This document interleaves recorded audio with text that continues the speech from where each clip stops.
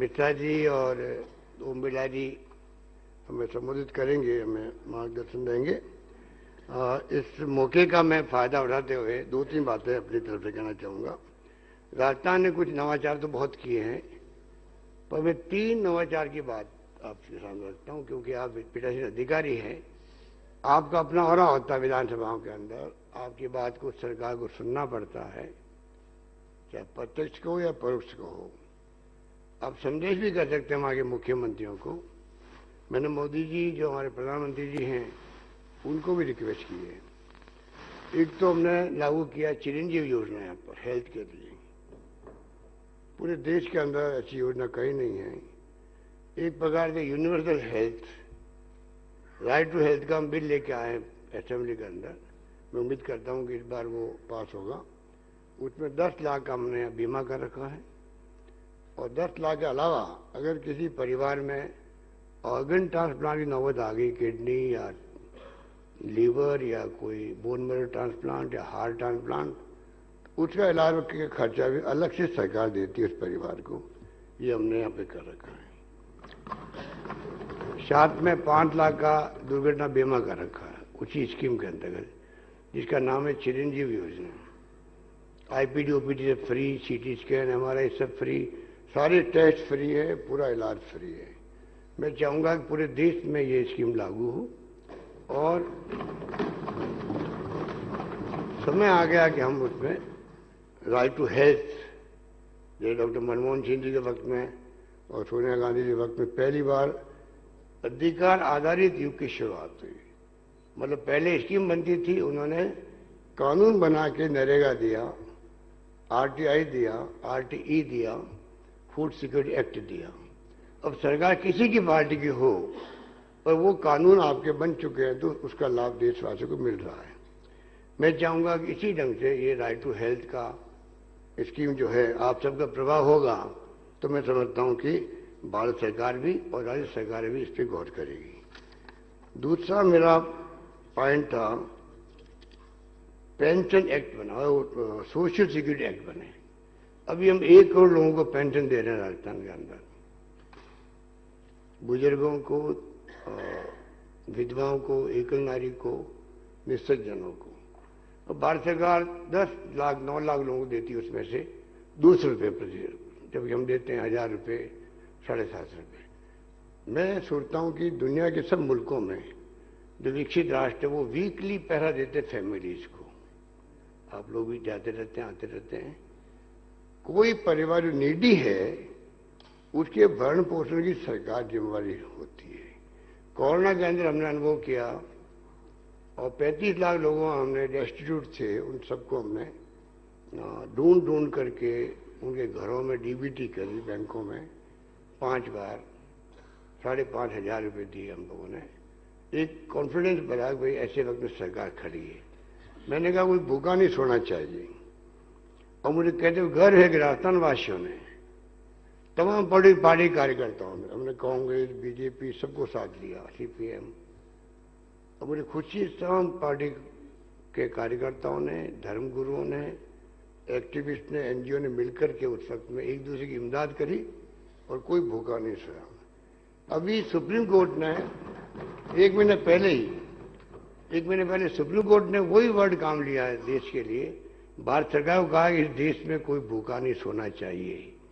मेरा मानना है कि वक्त आ गया है कि ओम बिरला जी बैठे, प्रधानमंत्री जी को प्रभावित भी कर सकते हैं, अपनी बात कह भी सकते हैं कि ऐसे ही कानून जो है आरटीई की तरह, फूड सिक्योरिटी एक्ट की तरह, नरेगा की तरह, ऐसे ही कानून बने देश के अंदर। राइट टू सोशल सिक्योरिटी, हर व्यक्ति को सोशल सिक्योरिटी कंपलसरी हो। उदाहरण के रूप में आज बिल्डिंग बनी, हम जहाँ बैठे हैं, खाली मशीनों से नहीं बनती है, मजदूर काम करता है। मजदूर जब उसका एज हो जाती है वो फिर काम करने लायक रहता नहीं है। घर की परिस्थिति ऐसी होती है कि उनकी देखभाल भी नहीं कर पाते।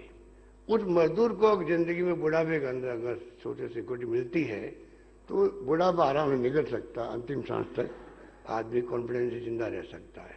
तो ये मैं समझता हूँ वक्त आ गया है सोशल सिक्योरिटी का एक्ट बने पार्लियामेंट के अंदर, ये मेरा मानना है। और एक और पॉइंट, मेरे पॉइंट तो हमने कई स्कीम लागू की है। ओपीएस जिसका बहस चल रही है, हमारी आलोचना भी हो रही है, बड़े बड़े इकोनॉमिस्ट आलोचना कर रहे हैं। मैं फिर कहना चाहूँगा कि हमारी सरकार ने सोच समझ करके, गुणा भाग करके, हमने मानवीय दृष्टिकोण से, 35 साल की सर्विस करता है कोई व्यक्ति, वो कॉन्फिडेंस रहना चाहिए कि बुढ़ापे के अंदर सरकार जो पहले ध्यान रखती थी वो ध्यान रखेगी ओपीएस के माध्यम से। वरना नई जो पेंशन योजना है उसकी आलोचना सीएन एजी ने भी करी। आज 15 साल के बाद में कोई नियम कायदा नहीं बने। ह्यूमन राइट कमीशन विरोध कर रहा है, उसका जुडिशियल कमीशन विरोध कर रहा है, इसलिए हाईकोर्ट जजेस को ओपीएस मिल रही है, हाईकोर्ट जज को ओपीएस मिल रही है। भारत सरकार ने जो एनपीएस लागू किया तभी आर्मी को मिल रही है ओपीएस, बीएसएफ को, आईटीबीपी को, बाकी पैरामिलिट्री फोर्सेस को मिल रही है एनपीएस। आज ही मैंने सुना है या कल शायद हाईकोर्ट दिल्ली ने फैसला किया है कि आप इन पैरामिलिट्री वालों को भी ओपीएस लागू करो। ये स्थिति बन गई है, तो क्यों नहीं इस पर पुनर्विचार हो और पूरे देश के अंदर मैं समझता हूँ कर्मचारियों के लिए ओपीएस लागू होनी चाहिए, मेरा मानना है। ये भेदभाव है। जजेज जो है उनकी जुडिशरी में, क्योंकि उनके खुद के हाथ में है, जुडिशियल कमीशन ने कहा कि हम लागू नहीं करेंगे। तो एक नीति होनी चाहिए देश के अंदर, मेरा मानना है ये। तो ये मैंने कहा कुछ मौके का फायदा उठाऊं कि जो आप सब हस्तियां बैठी हुई है, जो हमारे पीठासीन अधिकारी है, उनका बहुत वर्चस्व होता है। डिपेंड करता है कि वो पीठासीन अधिकारी किस रूप में अपनी शक्तियों को, अपनी पर्सनैलिटी को, अपने विचारों को काम ले। हमारे साथी राठौड़ साहब हाथ जोड़ रहे हैं, बता रहे हैं कि आप इस मौके का फायदा उठा रहे हो। मौके का फायदा जनहित में उठा रहा हूं, मैं कर्मचारियों के हित में उठा रहा हूं। और मैं समझता हूं राजस्थान से एक मैसेज जाना चाहिए इस सम्मेलन के माध्यम से। सरकार की भी कुछ योजना है वो पूरे देश में एक साथ पहुंच गई आप लोगों के माध्यम से। धन्यवाद। जय हिंद। धन्यवाद।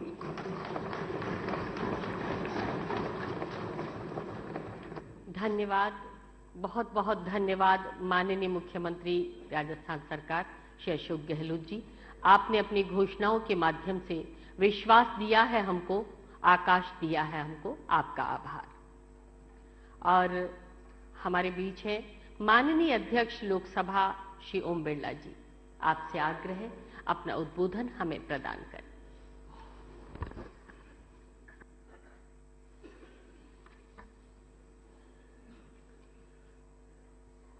आज पीठासीन अधिकारियों का 83वां सम्मेलन संपन्न होने जा रहा है। इस सम्मेलन में हमारे समापन समारोह में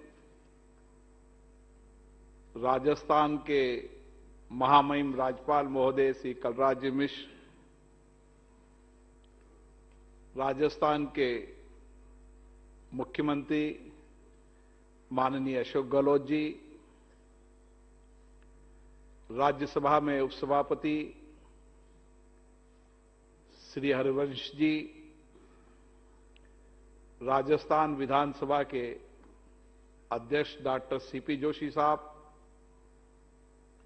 राजस्थान में प्रतिपक्ष के नेता माननीय गुलाब कटारिया जी, देश भर से आए सभी पीठासीन अधिकारीगण, मंत्रीगण, सांसदगण, विधायकगण, पूर्व विधायकगण, राजस्थान की राजधानी में आज ये 30वां सम्मेलन नई ऊर्जा से, नए संकल्प के, नए निर्णयों के साथ आज संपन्न हुआ।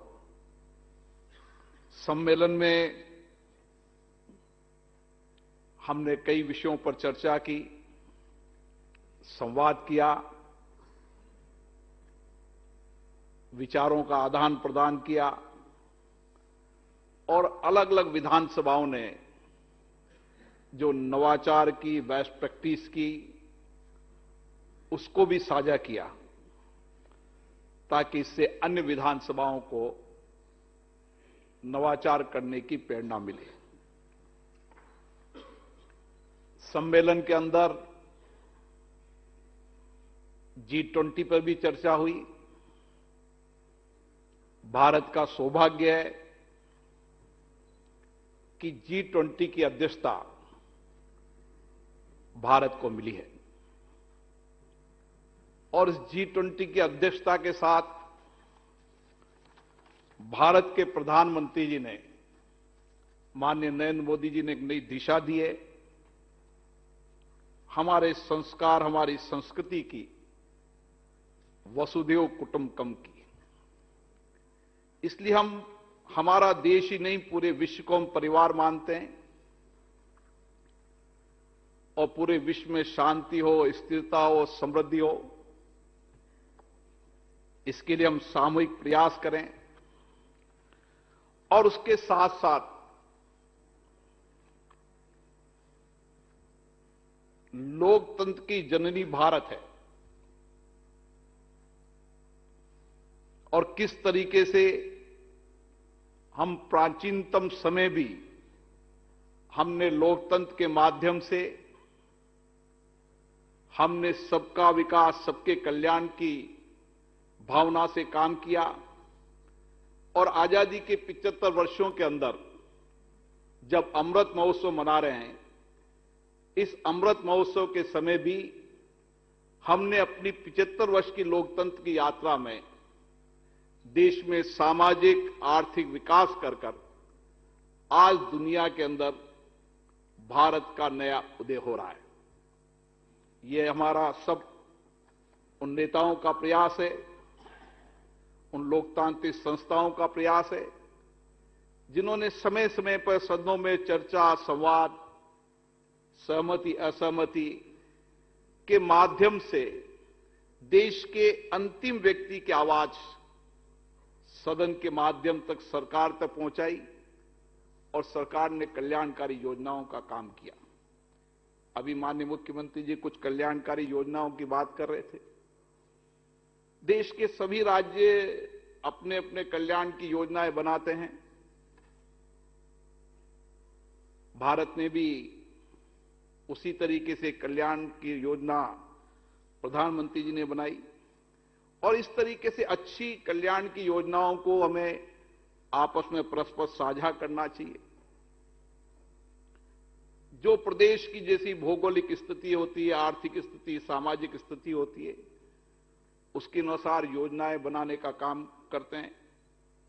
हमारी कोशिश रहती है कि सदनों में जो भी विषय आता है उन विषयों पर लंबी चर्चा हो, संवाद हो, आम आदमी की आवाज जनप्रतिनिधियों के माध्यम से पहुंचे ताकि हर कल्याणकारी योजनाओं की जवाबदेही हो, पारदर्शिता हो, जनता की भागीदारी हो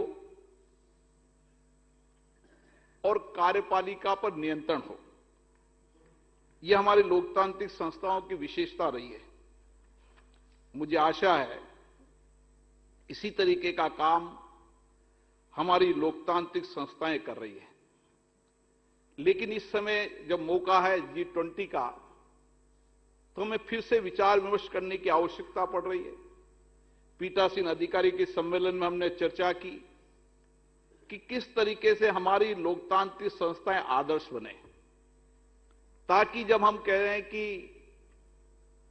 लोकतंत्र भारत की जननी है, जब तक भारत का लोकतंत्र सशक्त और मजबूत नहीं होगा और इन संस्थाओं के माध्यम से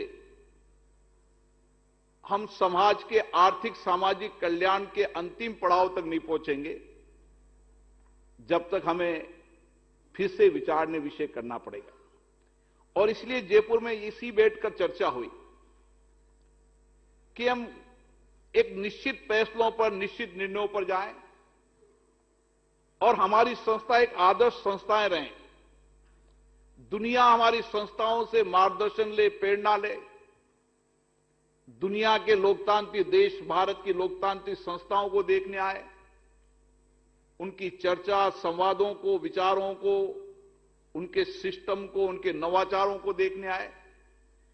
इसलिए व्यापक रूप से बड़े स्तर पर सभी माननीय पीठासीन अधिकारियों ने अपने अपने सुझाव दिए। मुझे आशा है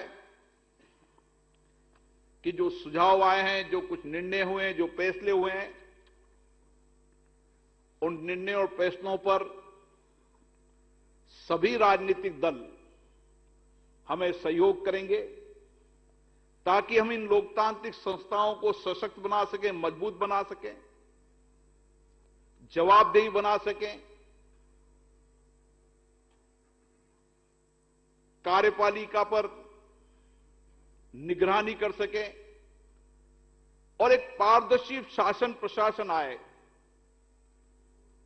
इसके लिए लोकतांत्रिक संस्थाओं में चर्चा, संवाद, अच्छी डिबेट, सार्वजनिक चर्चा होगी, उतना ही हम पारदर्शी और जवाबदेही शासन में ला पाएंगे। और इसीलिए कुछ विचार हमारे आए हैं कि जिन जनप्रतिनिधियों को हम चुनकर भेजते हैं, उन जनप्रतिनिधियों का व्यवहार कैसा हो, आचरण कैसा हो, हमारी उच्च कोटि की मर्यादा रही है, परंपराएं रही है, उन उच्च कोटि की मर्यादा परंपराओं का हम पालन करें। इन लोकतांत्रिक संस्थाओं के अंदर चर्चा हो, संवाद हो, डिबेट हो, लेकिन डिस्टर्बेंस न हो। आज हमारी चिंता यही है, चाहे किसी भी दल की सरकार किसी भी राज्य में हो, देश में हो, सभी विधायी संस्थाओं की एक चिंता है कि नियोजित तरीके से सदनों को स्थगित कराना, बेल में आना, डिस्टर्बेंस करना, ये देश के लोकतंत्र के लिए उचित नहीं है। और इसलिए हमने प्रस्ताव पारित किया है कि सभी लोकतांत्रिक विधायी संस्थाएं अपने यहां बेहतर कानून बनाने का काम करेंगी। हर विधानसभा को अपने अपने नियम, कानून, प्रक्रिया बनाने की स्वायत्तता है, लेकिन हमें अगर लैंडमार्क करना है इस 100 साल के अंदर भारत का लोकतंत्र किस दिशा की ओर जाए, तो हमें हर विधायी संस्थाओं के अंदर हमारे नियमों, प्रक्रियाओं, परंपराओं को पुनः समीक्षा करने की आवश्यकता है। और इसलिए हमने प्रस्ताव पारित किया है कि सबको स्वायत्तता होने के बाद भी हम कोशिश करेंगे कि सारी नियमों, प्रक्रियाओं में राज्य की विधानसभाओं में और केंद्रीय विधानमंडलों में एक रूपता है, और उसमें विशेष रूप से शालीनता, गरिमा, मर्यादा रहे, अच्छी चर्चा हो, कानून बनाते समय लंबी डिबेट हो, चर्चा हो। जो विधायी संस्थाओं के अध्यक्षों की चिंता है कि सरकार एक दिन पहले, 1 घंटे पहले कानून लाने का काम करती है, हम चाहते हैं कि कानून बने उसके पहले पर्याप्त समय मिलना चाहिए। देश की जनता के लिए कानून बन रहा है, उनके कल्याण के लिए कानून बन रहा है, और जब देश की जनता के कानून बन रहे हैं तो जो जनप्रतिनिधि हैं उनको जनता से संवाद करके उस कानून में जितनी अच्छी चर्चा होगी, डिबेट होगी, उतना ही बेहतर कानून बनेगा और उतना ही अधिक जनता का कल्याण होगा। हर सरकार कानून बनाती है जनता के कल्याण के लिए कि हम ज्यादा से ज्यादा लोगों को कल्याण करें, ज्यादा से ज्यादा अधिकार दें, लेकिन उस पर डिबेट और चर्चा कम होना हम सबके लिए चिंता का विषय है। इसलिए मुझे आशा है सभी राजनीतिक दल इसमें सहयोग करेंगे। सदनों की घटती संख्या के लिए भी हमारे माननीय विधायक अध्यक्षों ने चिंता की कि लगातार विधानमंडलों के अंदर विधानमंडलों की संख्या घटती जा रही है। उस पर भी चिंता की। और उसके साथ साथ हमारी जो संसदीय समितियां हैं, उन संसदीय समितियों में दल से ऊपर उठकर चर्चा होती है, अच्छी रिपोर्ट आती है। कई माननीय स्पीकरों ने कहा कि उस पर चर्चा होनी चाहिए, डिबेट होनी चाहिए। सीपी जोशी साहब ने जहां वित्तीय सहायता के लिए लैंडमार्क की बात की, उन्होंने यह भी कहा है कि मैं उन संसदीय समितियों पर चर्चा की एक सिलसिला शुरू करूंगा, तो शायद एक नई दिशा बनेगी। और जो रिपोर्ट आई उस पर चर्चा संवाद होने लगेगा तो जवाब देते होगी, शासन में पारदर्शिता आएगी और कार्यपालिका की जवाबदेही होगी, तो लोकतंत्र सशक्त और मजबूत होगा। इसी के साथ साथ सारी राज्य की विधानसभाएं अपने अपने राज्य के अंदर लोकतंत्र के प्रति लोगों की सक्रिय भागीदारी बढ़े, लोकतांत्रिक संस्थाओं के प्रति लोगों का आस्था विश्वास बढ़े, देश की जनता, राज्य की जनता यह माने कि इन लोकतांत्रिक संस्थाओं के माध्यम से ही हमें अधिकार भी मिलेगा, हमारा सामाजिक आर्थिक कल्याण भी इन संस्थाओं के माध्यम से होगा। जितना अधिक संवाद, चर्चा, डिबेट में लोगों की भागीदारी होगी, लोक आस्था इन संस्थाओं पर बढ़ेगी, उतना ही लोकतंत्र सशक्त होगा।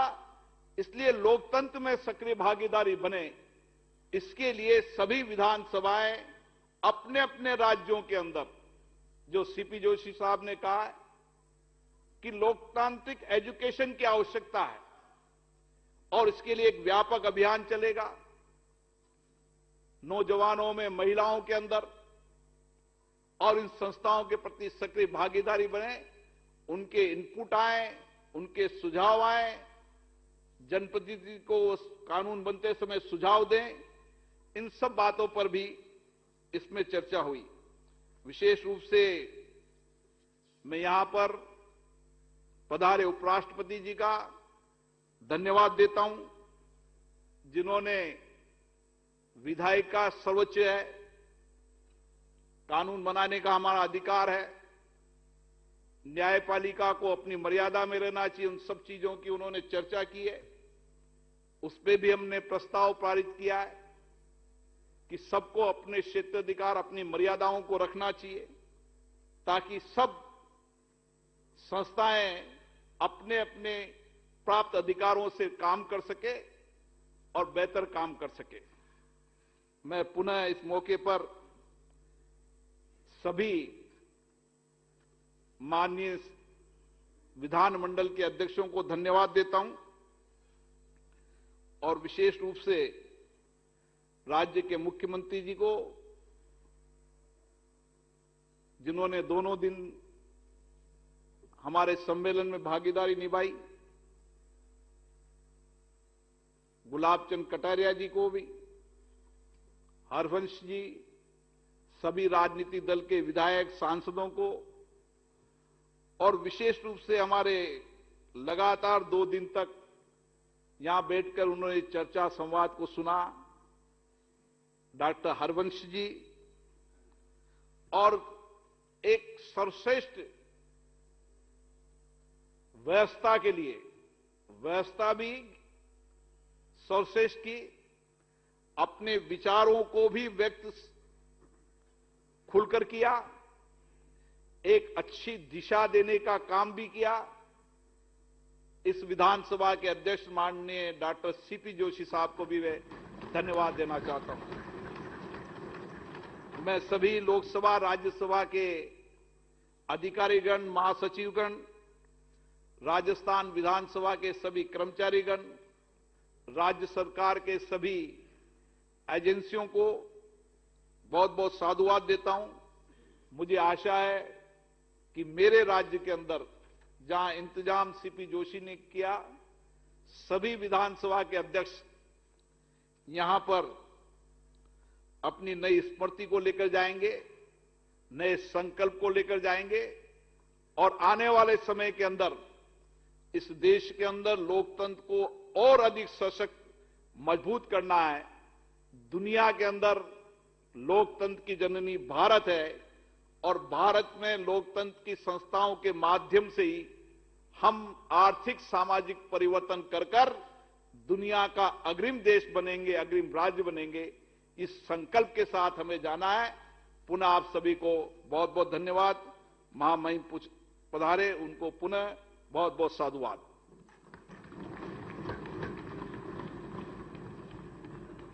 धन्यवाद, बहुत बहुत धन्यवाद स्पीकर लोकसभा श्री ओम बिरला जी।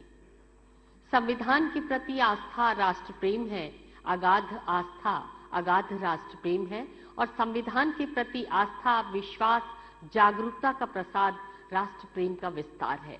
देश के लोकतंत्र का आराधन है और इसी सतत आराधन में रत हमारे माननीय राज्यपाल श्री कलराज मिश्र जी।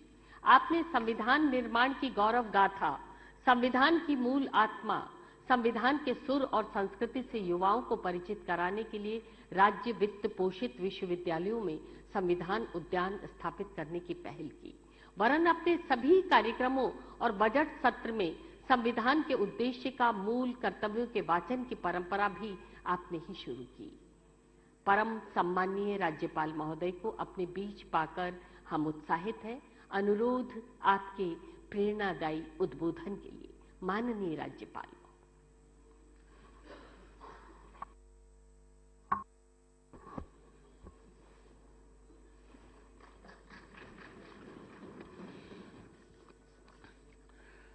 अखिल भारतीय पीठासीन अधिकारियों के इस 83वें सम्मेलन के समापन समारोह में उपस्थित लोकसभा के माननीय अध्यक्ष श्री ओम बिरला जी, राज्यसभा के उपसभापति डॉक्टर हरवंश जी, मुख्यमंत्री श्री अशोक गहलोत जी, राजस्थान विधानसभा के सम्मानित अध्यक्ष डॉक्टर सीपी जोशी जी, देश के विभिन्न विधानसभाओं के अध्यक्ष और उपाध्यक्षगण, प्रतिपक्ष के नेता श्री गुलाब चंद कटारिया जी, सभी सम्मानित विधायकगण, सभी सम्मानित पूर्व विधायकगण, सांसदगण, पूर्व सांसदगण, सभी अधिकारीगण, मीडिया के मेरे साथियों और छायाकार बंधुओं, आज सबसे पहले मैं आप सब लोगों को नववर्षी बधाई देता हूं। आज स्वामी विवेकानंद जी का जन्मदिन भी है, 12 जनवरी, और 12 जनवरी को राष्ट्रीय युवा दिवस के रूप में मनाते हैं। मैं इस राष्ट्रीय युवा दिवस के अवसर पर आप सब लोगों को बधाई देता हूं। सबसे बड़ी प्रसन्नता की बात तो यह है कि स्वामी विवेकानंद का नाम विवेकानंद राजस्थान ने ही दिया। पहले उनका नाम विविधानंद था, लेकिन जब यहां आए खेतड़ी के महाराज ने उनका नाम, उन्होंने कहा कि विविधानंद के स्थान पर विवेकानंद हो तो अच्छा हो। और शेखावटी का जो साफा है, साफा भी यही से दिया। जो विवेकानंद जी का आप फोटो देखते हैं साफा बधा हुआ, वो शेखावटी का है, राजस्थान का ही है। तो राजस्थान ने स्वामी विवेकानंद नाम दिया और साफा भी दिया, जो पूरे विश्व में इस समय प्रचलित हैं।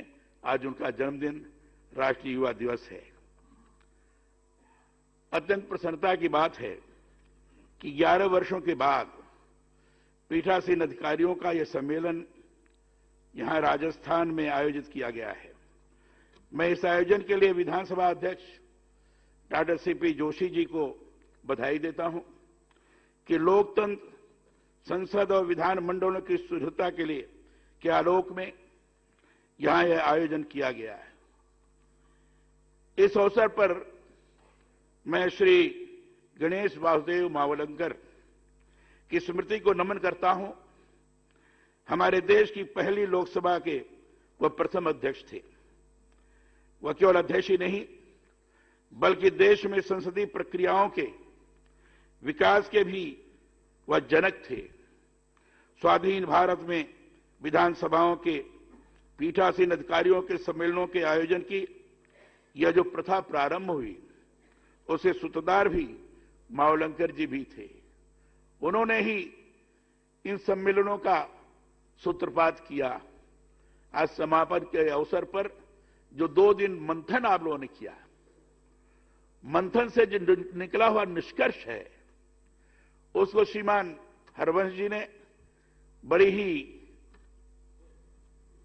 अच्छे तरीके से आपके सामने प्रस्तुत किया और आदरणीय अध्यक्ष जी ने उसको आपके सामने प्रस्तुत करते हुए अपेक्षा भी की सभी लोग इसको अपने आचरण और व्यवहार में लावें तो ज्यादा अच्छा होगा।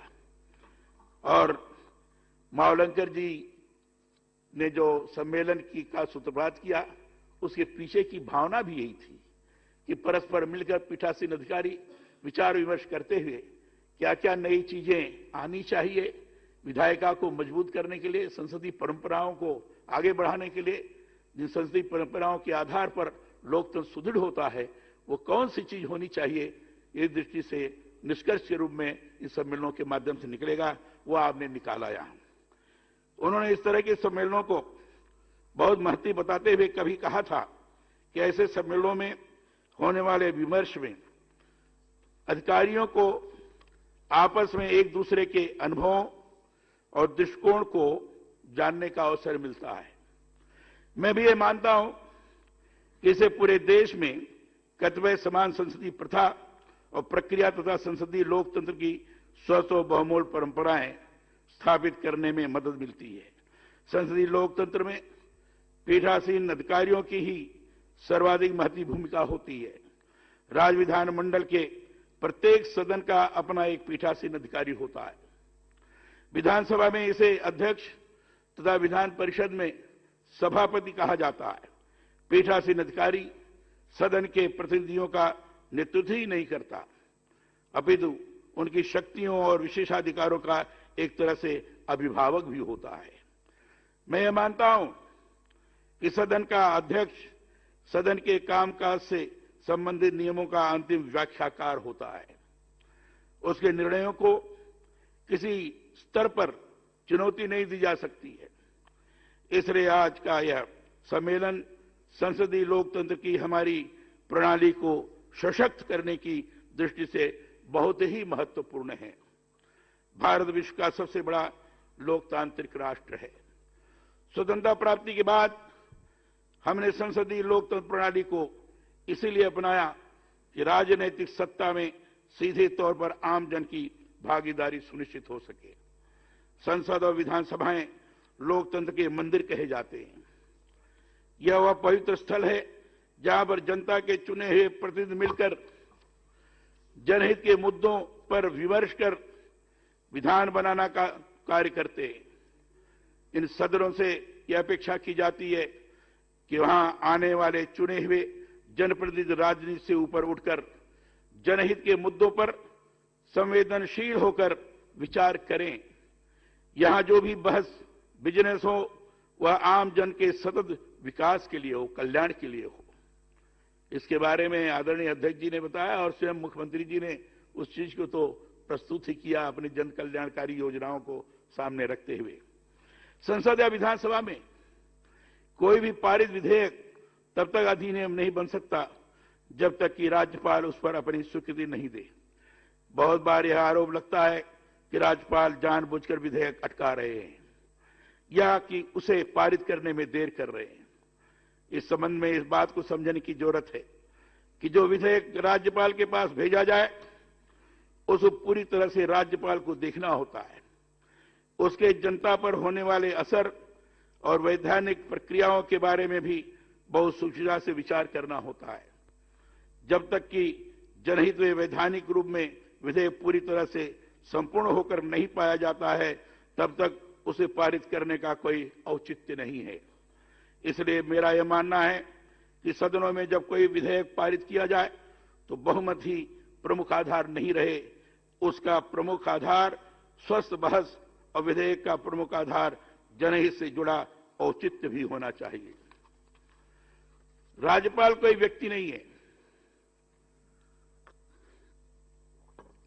वह संवैधानिक संस्था है और उसे जब संवैधानिक आधार पर यह संतुष्टि होती है कि विधेयक औचित्यपूर्ण है, तभी वह उसे स्वीकृति प्रदान करता है। ऐसा नहीं होता है तो वह उसमें संशोधन कर फिर से भेजने के लिए कह सकता है। यही संवैधानिक व्यवस्था है, इसे समझने की जरूरत है। एक बात और मैं यहां कहना चाहता हूं कि विधानसभा का सत्र राज्य सरकार की अनुशंसा पर आहूत करने की शक्ति राज्यपाल में निहित होती है। सामान्यतः विधानसभा सत्र वर्ष में 3 बार आहूत किए जाते हैं।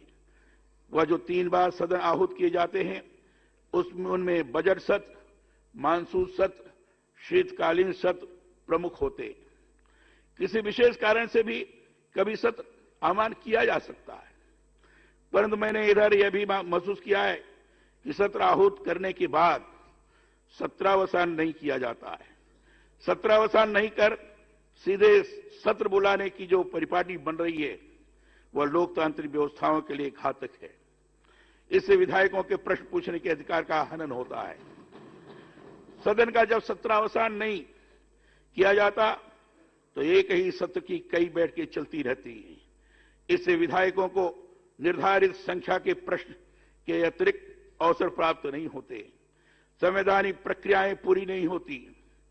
इसलिए विधानसभाओं का विधिवत सत्रावसान हो और नया सत्र आहूत हो, इस पर गंभीरता से ध्यान देने की आवश्यकता है।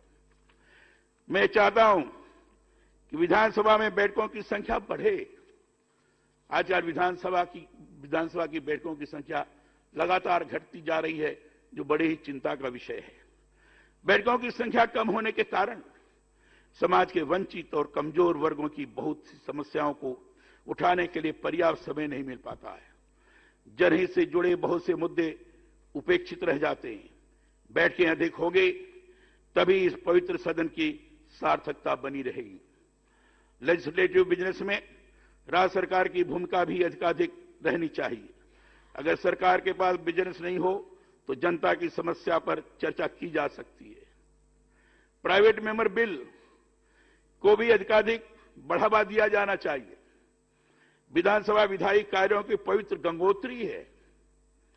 विधायी कार्य जल्दबाजी में निपटाए जाएंगे तो जो कानून बनेंगे वह समुचित रूप में प्रभावी नहीं होंगे। उनसे जुड़े वांछित संशोधनों पर भी कार्य नहीं हो सकेगा। सदन लोकतंत्र से जुड़े महत्वपूर्ण निर्णय लिए जाने की पवित्र सभा होती है। यहां पर मर्यादा और अनुशासन रहना भी बहुत जरूरी है। कई बार मैंने अनुभव किया है कि सदन में किसी विधेयक पर इतना अधिक हंगामा और शोर शराबा होता है कि लगता है कि क्या हो रहा है, किस पर चर्चा हो रही है, पता नहीं लगता और विधेयक पास हो जाता है। बीच में आनन फानन में विधेयक को पारित कर दिया जाता है। यह बड़ा चिंतनीय है। इसके बारे में चर्चा लोगों ने किया है, आप लोगों ने विचार किया है, इस पर मंथन भी किया है। यह बड़ा गंभीर विषय है। इस पर पूरी चर्चा होनी चाहिए, ढंग से बहस भी होनी चाहिए। मैं ये मानता हूं कि संसद और विधानसभा के सदनों में जनता से जुड़े मुद्दों पर प्रभावी चर्चा जरूरी है। इसी से गरीबों, एसटी, एससी, एसटी, दबे कुचलों, किसानों, अत्याचार की शिकार महिलाओं के हालात पर ढंग से बात हो सकती है।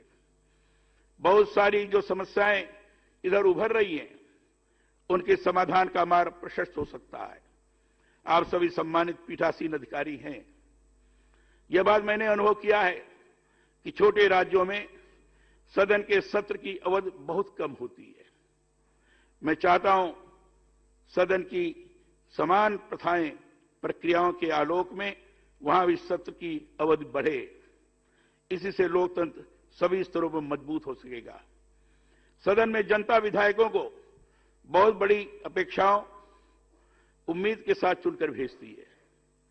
उनसे अपेक्षा रहती है कि विधानसभा में जनहित के ज्वलंत मुद्दों को वह उठाए और केवल उठाए ही नहीं बल्कि समाधान के लिए किसी भी प्रकार का कार्य करे।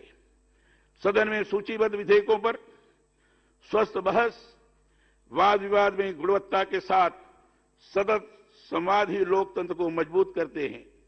मैं ये मानता हूं कि सदन में उच्च स्तरीय सार्वजनिक बहस आदर्श लोकमत का निर्माण करती है।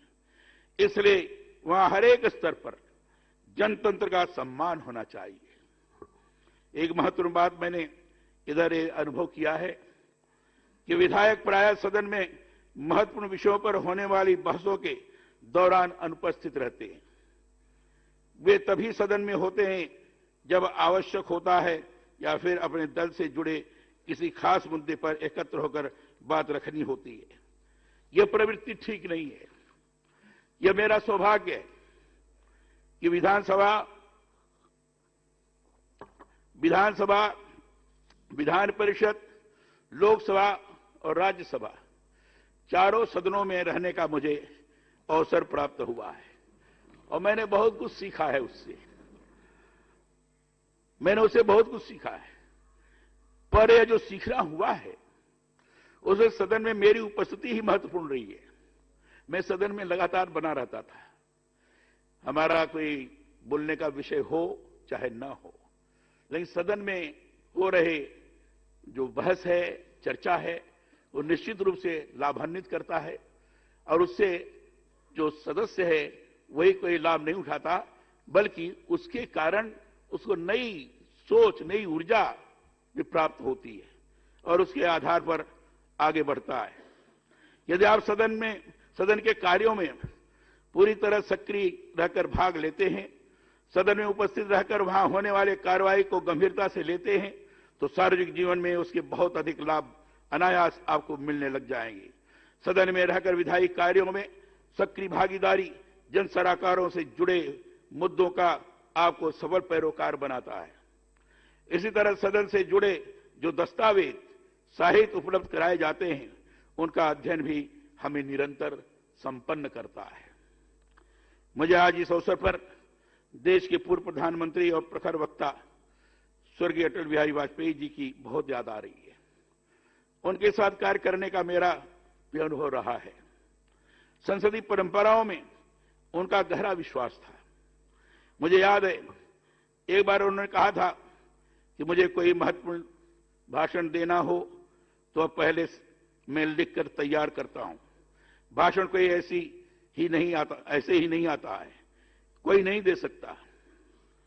तथ्य चाहिए, तर्क चाहिए, उसके लिए होमवर्क चाहिए, उनका प्रेजेंटेशन चाहिए, तैयारी होनी चाहिए और उसकी होड़ होनी चाहिए।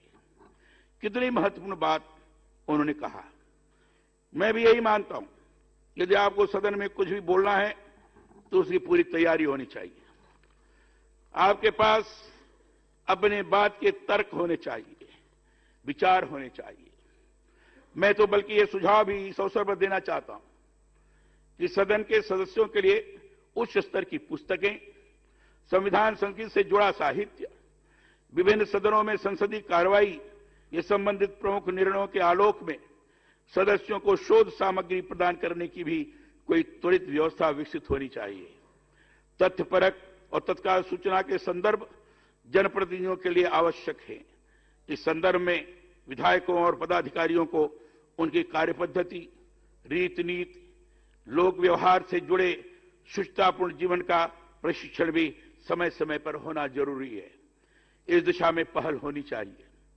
विचार और अभिव्यक्ति की स्वतंत्रता ही लोकतंत्र का मूल है, परंतु अभिव्यक्ति ऐसी हो जिसको सभी लोग सार्थक समझें और मानें।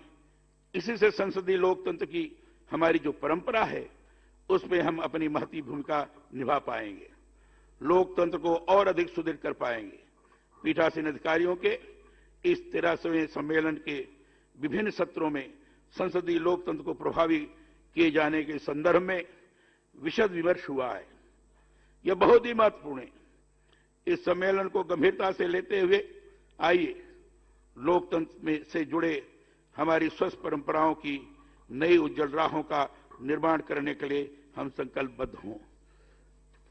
मैं कुछ बातें और कहना चाहता हूं, और ये लोकतंत्र जो चालित है, हमारे देश का लोकतंत्र बहुत विश्व का सबसे बड़ा लोकतंत्र है और ये लोकतंत्र संविधान के द्वारा चालित है। संविधान ही मूल है जिसके आधार पर लोकतंत्र इतना सुदृढ़ हुआ है।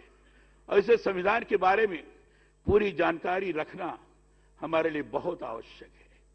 ये संविधान कैसे बना, संविधान का प्रियम्बल क्या है, उसकी उद्देशिका क्या है, संविधान के अंदर और चीजें वर्णित क्या हैं, इन सारी चीजों के बारे में जानकारी प्राप्त करना और उसके अनुरूप व्यवहार करना ये बहुत आवश्यक है।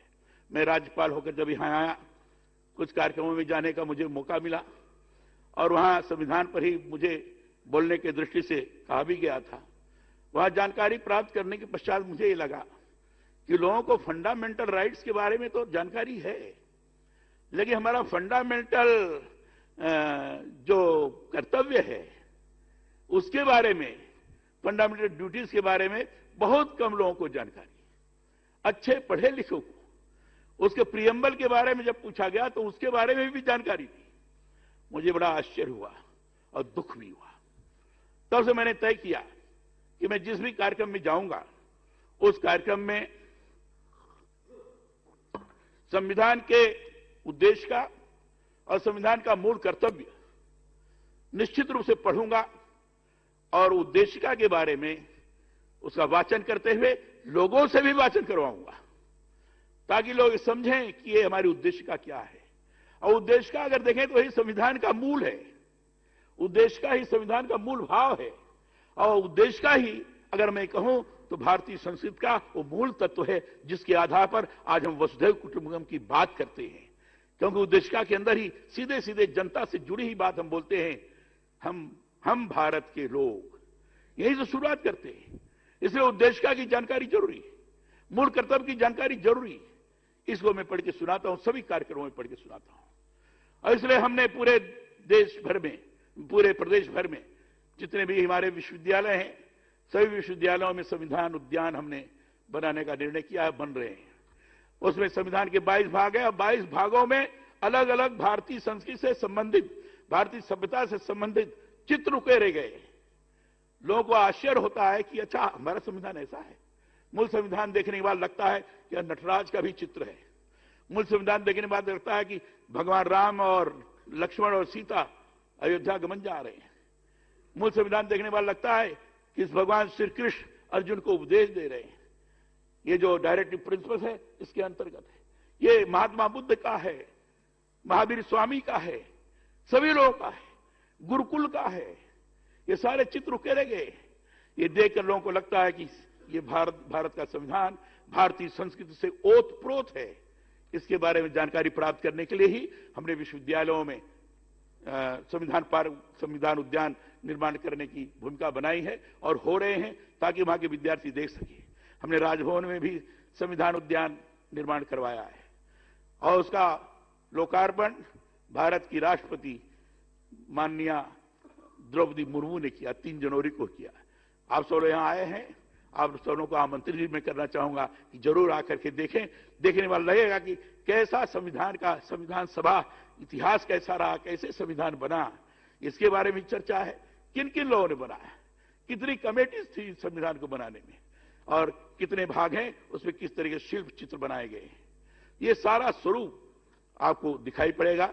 संविधान के प्रति जागरूकता पैदा हो, जिस संविधान के द्वारा इतना बड़ा लोकतंत्र चालित है, इसके बारे में पूरी जानकारी हो, यह अपेक्षा करते हुए आज आपके बीच में इस समापन अवसर के अवसर पर मैं आप सभी लोगों को बहुत बहुत बधाई देता हूं और अपनी बात को समाप्त करते हुए सबको प्रणाम करता हूं। धन्यवाद। धन्यवाद, बहुत धन्यवाद माननीय राज्यपाल महोदय। सचमुच विधान शब्द बहुत ही गंभीर और गहन है। शायद इसीलिए शब्द विन्यास ही नहीं, महत्व और गरिमा की दृष्टि से भी ये शब्द इस कायनात के सबसे बड़े शब्द विधाता से नजदीकी रखता है। और आज हमें खुशी है कि 83वें अखिल भारतीय पीठासीन अधिकारी सम्मेलन में आप सब एक ही छत के नीचे अपना गुरुतर दायित्व निभाने वाले विधायिकाओं के पीठासीन अधिकारी, आप सबने राजस्थान विधानसभा को आतिथ्य का मौका दिया और आप सबका बहुत बहुत आभार। और इसी आभार प्रदर्शन के लिए निवेदन कर रहे हैं नेता प्रतिपक्ष राजस्थान विधानसभा श्री गुलाब चंद कटारिया जी से आभार प्रदर्शन के लिए। पीठासीन अधिकारी की इस कार्यशाला का समापन अवसर पर मंच पर विराजमान महामहिम राज्यपाल महोदय, लोकसभा के अध्यक्ष आदरणीय ओम बिरला जी, राज्यसभा के उपसभापति आदरणीय हरवंश जी, राजस्थान के आदरणीय मुख्यमंत्री आदरणीय गहलोत साहब, और जिनके कारण से ये कार्यक्रम यहाँ आयोजित हुआ, आदरणीय डॉक्टर सीपी जोशी जी, विभिन्न राज्यों से पधारे हुए सभी पीठासीन अधिकारीगण, मंत्रीगण, विधायक, पूर्व सांसद, वर्तमान सांसद, आज वास्तव में इस कार्यक्रम ने जिस प्रकार का उठाव लिया है, मैं कह सकता हूं कि वास्तव में आपकी इस 2 दिन की चर्चा का जिस ढंग से समापन हुआ और हरवंश जी ने जिस प्रकार के जो विषय डिस्कस हुए उनके बारे में चर्चा की, अध्यक्ष जी ने भी इस लोकतंत्र को और अधिक सशक्त बनाने के लिए उन्होंने अपने विचार रखे। आज राज्यपाल महोदय ने भी अपने वर्षों के अनुभव को और हमारा ये लोकतंत्र और किस ऊंचाई पर जाए और कैसे जाए उसके बारे में जो चर्चा की, और मुख्यमंत्री जी को हमेशा सीपी जोशी जी ने प्रयत्नपूर्वक कुछ काम कराने का प्रयत्न किया और उसमें आपको हर बार सफलता मिली, उसके लिए भी धन्यवाद। क्योंकि मैं सोचता हूं कि एमएलए के इतने आवास बनना, प्रयत्न मैंने भी किया, सफलता नहीं मिली, लेकिन सच में आपने जिस जिद के साथ मुख्यमंत्री जी को अपनी बात को मनवाई है, उसके लिए आपको भी और मुख्यमंत्री जी को भी बहुत बहुत धन्यवाद। मेरी 2-3 बातें जरूर, मैं आप सब पीठासीन अधिकारी हैं, मैं सोचता हूं कि सदन में तो हम 2 पार्टी होते हैं, लेकिन कमेटी की मीटिंग में कभी पार्टी नहीं होते। मेरा इतना लंबा अनुभव के बाद मैं कह सकता हूं, कोई सा भी विषय आया हो, किसी के भी खिलाफ आया हो, वहां मैंने कभी 2 पार्टी होती हुई नहीं देखी। इसका मतलब वहां की चर्चा हमारे इस लोकतंत्र को सबसे बड़ी ताकत दे सकती है। हम सब पीठासीन अधिकारी की जितनी समितियां जो बनती है, इन समितियों के काम को और अच्छा करने के लिए प्रयत्न करें, और समिति के अध्यक्ष को पार्टी की जितनी संख्या है उतने अध्यक्ष को पार्टी दे, कोई दिक्कत नहीं, लेकिन पार्टी के भी वो लोग उसके अध्यक्ष हों कि जिनको उसके काम में रुचि हो। जिनको काम में रुचि नहीं हो तो वो कभी समिति ठीक प्रकार से चल नहीं पाएगी। और दूसरा ये कि समिति सब प्रयत्न कर लेती है, अपनी फाइंडिंग भी दे देती है, रिपोर्ट भी हाउस में ले हो जाती है, और जो मंशा उसके पीछे जो रिकमेंडेशन की है उसकी हमारे कार्यपालिका दफ्तर दाखिल कर देती है। कड़वा शब्द है जरूर, लेकिन मैं इसलिए आप सभी पीठासीन अधिकारियों से विनम्र प्रार्थना करता हूं कि ये जो समितियों के द्वारा जो रिपोर्ट रखी जाती है, उनमें से आप रिपोर्ट एक आध जो भी अच्छी लगे आपको, वर्ष में कम से कम एक बार उस समिति की रिपोर्ट पर भी एक डिस्कशन हो, ताकि लोगों को लगे कि वास्तव में जो हमने रिकमेंडेशन की उसकी परिणति क्या हो। जब तक इसको नहीं करेंगे। दूसरा मेरा एक सुझाव है, हम चाहते हैं कि विधानसभा के कार्य में सुचारूपना आए, अनुशासन आए, तो इस फ्लोर पे बैठ के नहीं आएगा। इसके अलावा भी साल में 1-2 बार आपको पक्ष और विपक्ष से सारे एमएलए को बुलाकर विधानसभा की प्रक्रिया को कैसे सुधारा जाए, मैं सोचता हूं उसको जब इन्वॉल्व करेंगे तो धीरे धीरे उनके स्वभाव में परिवर्तन आएगा। ऐसी दुनिया में कोई चीज नहीं जिसमें सुधार नहीं हो सकता है, पर उसके लिए ये फ्लोर काम नहीं करेगा, क्योंकि यहां तो हम दलों में डिवीजन, लेकिन जब अलग बैठेंगे तो निश्चित रूप से इस प्रक्रिया को कैसे सुधारा जाए इसके बारे में जरूर विचार आएगा। और जब बार बार विचार करेंगे तो ऐसा कोई जिद्दी नहीं होगा कि वो उसी लाइन पर चलेगा, उसमें सुधार की गुंजाइश बचती है। मैं सोचता हूं कि वास्तव में ये जो सदन कम चलता है, इसमें पीठासीन अधिकारी अपनी तरफ से जो एफर्ट कर सकते हैं, साल में 3 सत्र होने चाहिए, क्योंकि जनता की समस्याओं को जो समयबद्ध हम लाना चाहते हैं उसको इतना गैप हो जाता है कि साल में 2 होते हैं, 2 में भी फिर 4 दिन का होता है। तो मैं सोचता हूं उन समस्याओं को हम ठीक प्रकार से जनता की समस्या से सरकार को अवगत कराएंगे, सरकार भी उसमें अलर्ट होगी। मेरा अनुभव लंबे समय का मैं कह सकता हूं कि मैं मंत्री होते हुए भी मेरी जितनी जानकारी विधायकों द्वारा उठाए गए सवाल और उनके द्वारा बोली हुई बात के आधार पर मेरे ज्ञान की वृद्धि हुई। मैं उस विषय को नीचे तक समझने में सफल हुआ।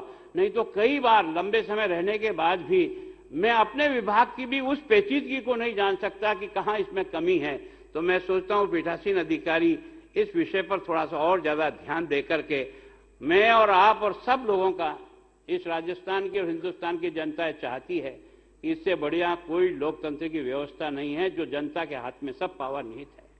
लेकिन उसका ज्ञान वृद्धि कैसे हो, इसके लिए भी हमको समय समय प्रयत्न करना चाहिए कि वो जब चुनती है तो उसको चुनते समय में भी इस देश का ख्याल रख करके ही आगे बढ़ने का कैसे अभ्यास हो, इसके लिए भी हमको जनता का शिक्षण करने के लिए भी कोई न कोई कार्यक्रम किसी न किसी रूप में होना चाहिए, ताकि हम लोकतांत्रिक शिक्षण करेंगे तो जनता ज्यादा अलर्ट होकर के सही प्रकार से निर्णय कर सकेगी। मैं सोचता हूं कि मेरा राजस्थान की विधानसभा का ये सौभाग्य जोशी जी, सीपी जोशी साहब, कि आज आपने इतनी बड़ी ये जो कार्यशाला कराई है 2 दिन की, और जो इसमें से निचोड़ जो निकला है उसको आपने शब्दों में पिरोने का प्रयास किया है। उसमें से कुछ चीजें अपने अपने अनुभव से, मंच पर बैठे हुए सभी लोगों का एक लंबा अनुभव है विधानसभा और लोकसभा और राज्यसभा में रहने का। आज सबका सारगर्भित चीजें जो आई है, मैं सोचता हूं इस पर सभी जितने भी पीठासीन अधिकारी हैं वो अपने अपने स्थान पर जाकर के इसके बारे में मंथन करें और इसमें और अधिक निखार कैसे लाएं, क्योंकि आप और मेरा कर्तव्य तो इस देश को आगे बढ़ाना है, इस देश के लोकतंत्र को ताकतवर बनाना है, लोकतंत्र को सही पायदान पे लाना है, लोकतंत्र की मर्यादाओं को सीमित और अच्छा बनाने का प्रयत्न करना, यही लक्ष्य आपका सबका है। मैं सोचता हूं एक बार फिर मैं राजस्थान के सभी एमएलए की तरफ से, राजस्थान की जनता की तरफ से आप सबका स्वागत करता हूं, अभिनंदन करता हूं। अगर कोई कमी रही हो यहां तो उसको आप यहीं भूल करके जाएं। आप सबका बहुत बहुत धन्यवाद। धन्यवाद, बहुत बहुत धन्यवाद माननीय नेता प्रतिपक्ष श्री गुलाब चंद कटारिया जी। और 83वां अखिल भारतीय पीठासीन अधिकारी सम्मेलन का ये आयोजन स्वर्णिम अभिलाषाओं से सिंचित रहा। ये कार्यक्रम में दिए गए भाषण, आख्यान, व्याख्यान, तर्क वितर्क निश्चित रूप से लोकतंत्र की जड़ों को सिंचित करेंगे। और यदि राजस्थान विधानसभा अपने प्रयासों में सफल रही है तो राजस्थान विधानसभा का ये आयोजन आपको सुखद आयोजन के रूप में आपकी स्मृतियों में जरूर अंकित रहेगा। माननीय राज्यपाल महोदय हमारे बीच आज मुख्य अतिथि के रूप में, हम चाहते हैं आज के आयोजन की स्मृतियां बहुत लंबे समय तक आपके जहन में रहे। आपको स्मृति चिन्ह भेंट करने के लिए अनुरोध करना चाहेंगे डॉक्टर सीपी जोशी, माननीय अध्यक्ष राजस्थान विधानसभा, माननीय राज्यपाल महोदय को ये सुंदर स्मृति चिन्ह भेंट करें।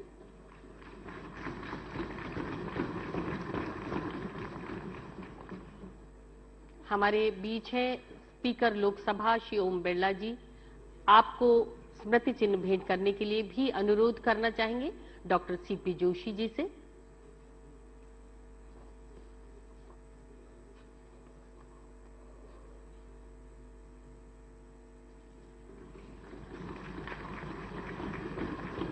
माननीय मुख्यमंत्री राजस्थान सरकार श्री अशोक गहलोत जी, आपको स्मृति चिन्ह भेंट करेंगे डॉक्टर सीपी जोशी जी।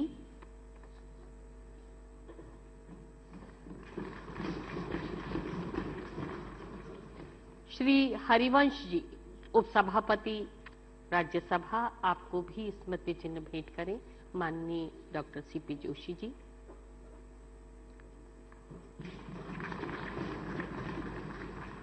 श्री गुलाब चंद कटारिया जी, माननीय नेता प्रतिपक्ष राजस्थान विधानसभा, आपको भी स्मृति चिन्ह।